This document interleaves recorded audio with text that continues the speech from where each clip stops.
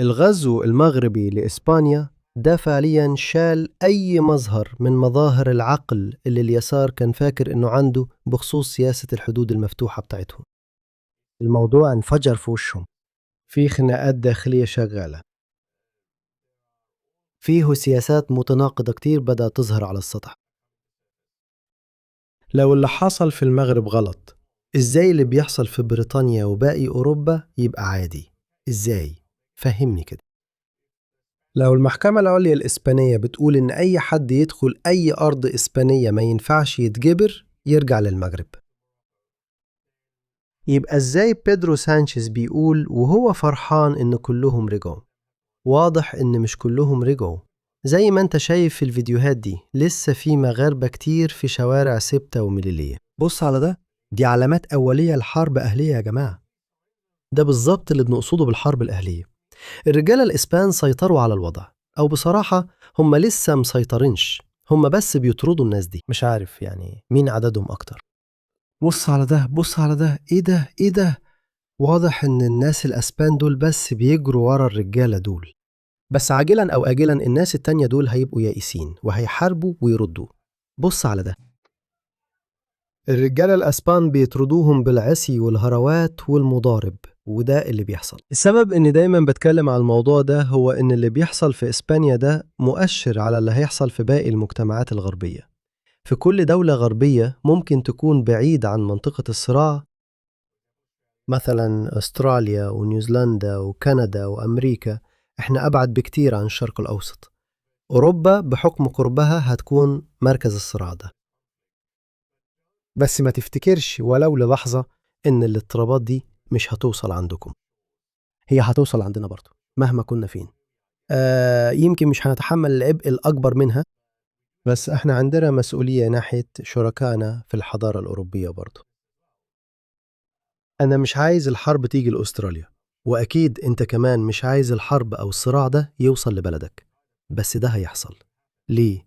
عشان الناس اللي بتسمي إسبانيا أو أوروبا، نفس الناس دول موجودين في الطبقة السياسية عندنا برضو. نفس الناس بيستمروا يستخدموا نفس الحجج عن الإنسانية والتعاطف، وبصوا على ده. أنا مش قادر أبطل أشغل الفيديو ده يا جماعة، ده اللي قاري. في ناس بتقول إننا بلغنا زيادة عن اللزوم وإننا ماشيين عكس التيار. بس أنا حابب أسألك، إمتى بقى الاعتراف بالحقوق حاجة متطرفة؟ إمتى بقى التعاطف حاجة استثنائية؟ إسبانيا قبل أي حاجة بلد بضياف، وده الطريق اللي اخترناه. الكرامة روح الجماعة والعدالة. بالنسبة للناس اللي ما عندهمش أي حاجة مشتركة مع ثقافتك، بيدرو سانشيز موجود في بلدك برضو. في استراليا عندنا أنتوني ألبانيزي وتوني بيرك اللي قالوا حاجات مشابهة. هم دايما بيضللوا الشعب الأسترالي، هم بيضللوهم وبيشتموهم لمجرد أنهم مش عايزين اللي بيحصل في أسبانيا يحصل في أستراليا وخلاص. في المملكة المتحدة عندك أندي بيرنهام، أنا حط أندي بيرنهام جنب بيدرو سانشيز على طول. بس عندك ناس تاني من اليسار المتطرف، دول نواب الصف الخلفي في حزب العمال، هم اللي مش سايبين كير ستارمر أو شبانة محمود يقفلوا الحدود. هم السبب، لأن نواب الصف الخلفي في حزبهم متطرفين يساريين زي بيدرو سانشيز بالضبط. وطبعا في أمريكا عندك مامداني وعندك AOC وعندك بيرني ساندرز. الحزب الديمقراطي كله اتحرك ناحية اليسار المتطرف. يعني ده هيحصل في أمريكا كمان يا جماعة. قبل ما أروح لأمريكا خليني أشغلكم، ده بيحصل في إنجلترا. قولولي المفروض تعملوا إيه. ده فيديو جديد لست بريطانية شايفة بحر من الرجالة المسلمين بملابس أجنبية ماشيين في الشوارع. أكيد هتحب تسيب المدينة دي، وده بالظبط اللي هي بتقوله إنها هتعمله. اسمعوا. أنا محتاجة أتنقل، إحنا محتاجين كلنا محتاجين نمشي. إيه ده؟ إيه ده؟ Oh my God, so good.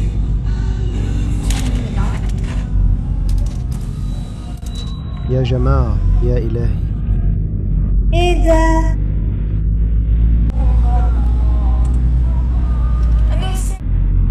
ايه ده؟ انت بتهزر؟ يا ساتر. بص على ده، نيك شيرلي وصل سبتة وبيسأل الناس. شوف كده. هل كانت منظمة من المغرب ولا عن طريق السوشيال ميديا؟ مفيش أي خبر عن الموقف ده. لا مفيش. بوليسية في المغرب هم ندوم ممكن يجوا حد يكون دلوقتي حالا. عنده دلوقتي عندنا ولد صغير بيترجم لنا. احنا لسه سألناهم اذا كانوا جم عن طريق السوشيال ميديا وتيك توك وقالوا ان الشرطة المغربية دخلتهم. انت جيت هنا ليه؟ لإسبانيا. بوركي فينيرو ناكيا إسبانيا. عشان لا ما عنديش حياة في المغرب. عشان ليه جيتوا هنا لإسبانيا؟ نتنجو دينيرو. الوضع هنا بقى صعب شوية دلوقتي. الكل طالع يزعق، محدش عارف بيتكلم بأي لغة. أنا بتكلم إنجليزي وإسباني وهم بيتكلموا إسباني مكسر ومغربي. وأقصد يعني تريس رايح فين؟ كلهم جم هنا علشان يروحوا أوروبا. كلهم جم هنا علشان يروحوا أوروبا. أسبانيا بقت محطة عبور، وده السبب اللي جورجيا ميلوني لغت الموضوع على طول. ما استنتش على كلامهم الفاضي، هي لغة الموضوع. مفيش حد من أسبانيا، حتى لو كنت مواطن أسباني، حتى لو كنت رافائيل نادال أو كارلوس الكراز، هتضطر تقدم على فيزا لو عايز تيجي إيطاليا. برافو. الاتحاد بتفكك، لازم ينهار. الاتحاد اتبنى على قيم كان ممكن تنفع بين ناس متحضرة يقدروا يتفقوا على حاجة. الإيطاليين، الأسبان، الفرنسيين والألمان كلهم كانوا يقدروا يتفقوا على شوية قيم أساسية عالمية. يعني مثلا الراجل الأسباني يقدر يجي إيطاليا، والإيطالي يقدر يروح ألمانيا وفرنسا، والعكس صحيح، وهكذا. كنت تقدر تتوقع أنهم مش هيجننوا فجأة ويعملوا حاجات مجنونة أو عنيفة. ليه؟ لأنهم وصلوا لنفس مستوى الرفاهية الاقتصادية تقريبا. الرفاهية الاقتصادية هي اللي بتحدد سلوكك. لو جبت واحد فلاح من باكستان، أنا أضمن لك هيعمل حاجات كتير أنت حتى مش ممكن تتخيل هو هيعمل إيه. فكرة التعاطف الإنساني الشامل مع الناس من ثقافات مختلفة دي قيمة مش قابلة للتطبيق. هي ببساطة مش هتنفع، مش ممكن تنجح، لأنها بتتجاهل الموضوع الواضح اللي محدش عايز يتكلم عنه، اللي هو القيم الثقافية للناس وكمان وضعهم الاقتصادي. وده مهم جدا. راجل غني من باكستان ممكن يجي، هو مش هيعمل الحاجات الفارغة دي، وهيبقى كتاب هادي. راجل غني من باكستان ممكن يجي، ولو هو متحرر ذهنيا أو متفتح ذهنيا هيبقى كويس.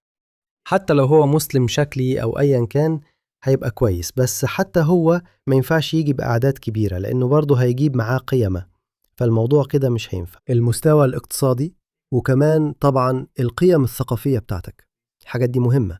بس الاشتراكيين اليساريين دول هم عميان بسبب أفكارهم المتعصبة. احنا كلنا اوروبا، حتى بقول لك حتى رومانيا، روسيا، أيوة روسيا محتاجة عمالة رخيصة، المغرب، حقوق الإنسان. فهنا عندك مجموعة منهم كلهم جم من المغرب. فهنا عندك مجموعة منهم كلهم جم من رايحين فين دلوقتي يا جماعة؟ باريس، لندن، ألمانيا، بروكسل، بلجيكا، دنمارك، هولندا. يا مين يا ما. هم رايحين جولة حول العالم. احنا صرفنا عشرات الآلاف من الدولارات عشان نروح أوروبا. هم هنا كل اللي عليك تركب مركب، تهاجم وخلاص. الاشتراكيين الووك هيدفعوا ثمن رحلتك، هم اللي هيمولوها.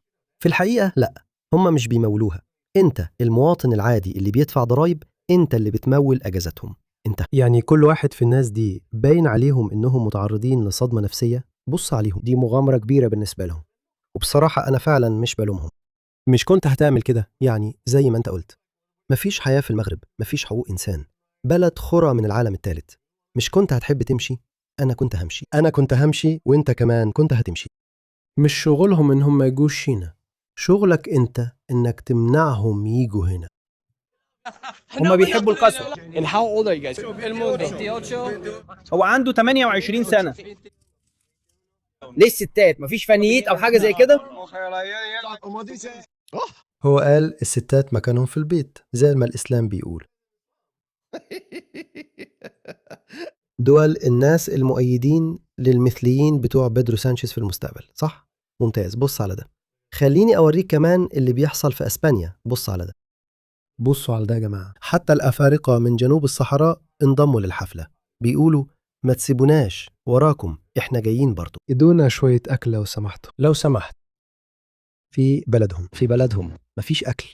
هناك الناس واقفين في طوابير. بص على ده، تاني يوم على التوالي مسلم بيتحدث بالطوب في مكان مؤقت. أهو اتهاجم، مش غريب إنه كان هيتهاجم. انا ما بحبش الكلاب. يلا خلي بالك. واو، مش فارق معاهم في ناس العربيات دي. بترمي حاجات علينا. ناس همجية بجد، ناس همجية بجد. هو جاب حجاره دلوقتي، بيرمي حجاره. يا نهار اسود، هما بيرموا حجاره. برا بركاجوا.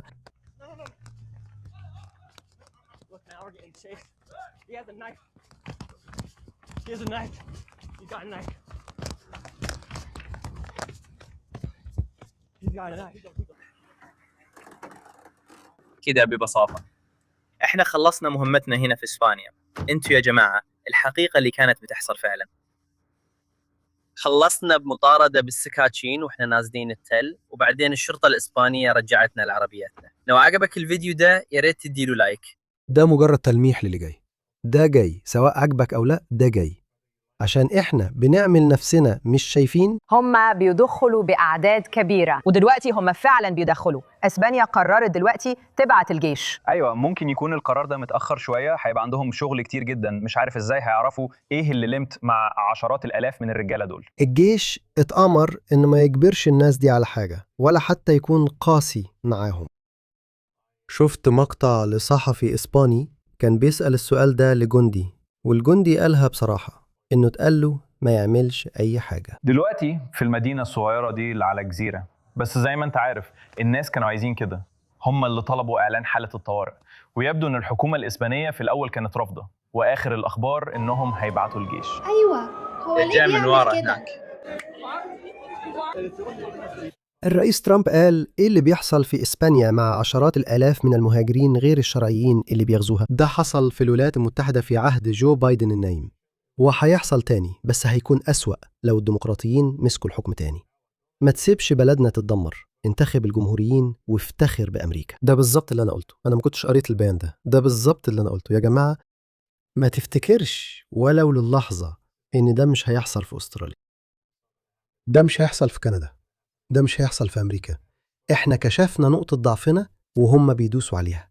هيستمروا، هيكملوا يعملوا كده، هيستمروا ييجوا، مش شغلتهم إن هم يوقفوا.